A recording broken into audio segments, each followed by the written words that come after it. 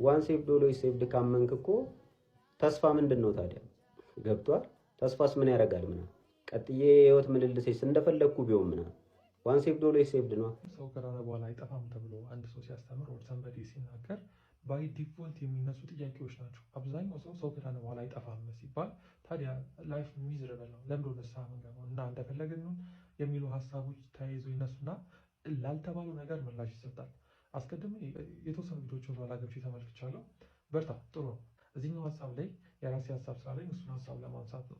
በዚህ ቪዲዮ ላይ አንድ ነገር ተመልክቻለሁ። እሱ ምንድነው?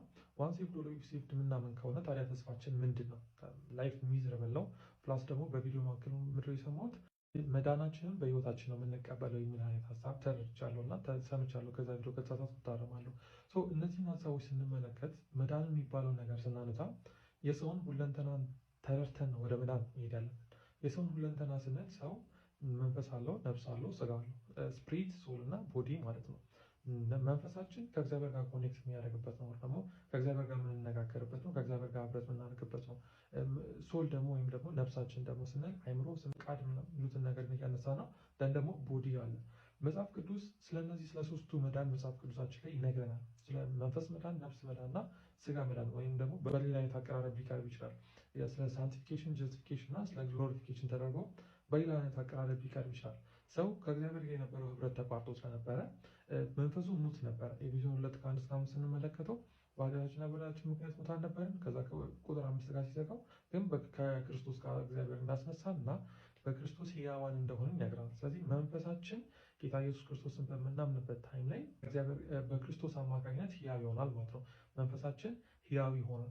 መንፈሳችን ሕያው ሲሆን ዳግም ልደትን እያነሳ ነው። በመንፈስ ዳግም መወለድን እያነሳ ነው። ሪጀነሬት ማድረግን እያነሳ ነው። እሱን ካነሳም በኋላ የነፍስ መዳን ወይም ደግሞ ሳሊቬሽን ኦፍ ሶል የሚለውን ነገር ማንሳት ይኖርብናል። ሳሊቬሽን ኦፍ ሶል ወይም ደግሞ የነፍሳችንን መዳን ሲባል እለት ዕለት በቅድስና የምንመላለሰው እለት ዕለት በቅድስና የምንመላለሰው ነው። ደን ደግሞ ግሎሪፊኬሽን አለ። ስጋችን ከትንሣኤ በኋላ የሚቀብርበት ያው ሙሉ ለሙሉ አሁን ያንን ነገር ስላልተቀበልን ማለት ነው። እና እነዚህ ሶስቱን ነገሮች ተረድተን ሰው ከዳነ በኋላ ይጠፋል አይጠፋም የሚለውን ነገር ብንመለከተው በጣም መልካም ነው ብዬ አስባለሁ። ሰው ከዳነ በኋላ አይጠፋም ስንል ሰው ዳግም ከእግዚአብሔር ተወልዷል። ይሄ ዳግም ከእግዚአብሔር የተወለደ ሰው እንደፈለገ ሆኖ ይኖር እየተባለ አይደለም። ደግሞ በዚህ ምድር በሚመላለስበት ታይም ላይ በቅድስና እንዲመላለስ ከሱ ይጠበቃል። ኢንፋክት እግዚአብሔርም ቢሆን በእኛ ውስጥ የሚያደርገው ግን ከዛ ሰው ይጠበቃል። ስናስተምር፣ ስንነገር፣ ስንመካከል፣ ስንሰበሰብ በቅድስና እንድንኖር እንድንበረታ ቃሉ እንድናነብ ምናምን እንመካከራለን። አንዱ ለአንዱ እንደዛ ብላ አስተምራል። በቅድስና መኖር እንዳለብን ስትሮንግሊ እናስተምራለን። እነዚህ ነገሮችን ተረድተን ወደ የዳነ ይጠፋል አይጠፋም ወደሚለው ሀሳብ መሄድ አለብን። ዳግም የተወለደ ሰው ልጅ አባቱን እየመሰለ እንደሚኖረው በህይወቱ በቅድስና ነው መኖር ያለበት።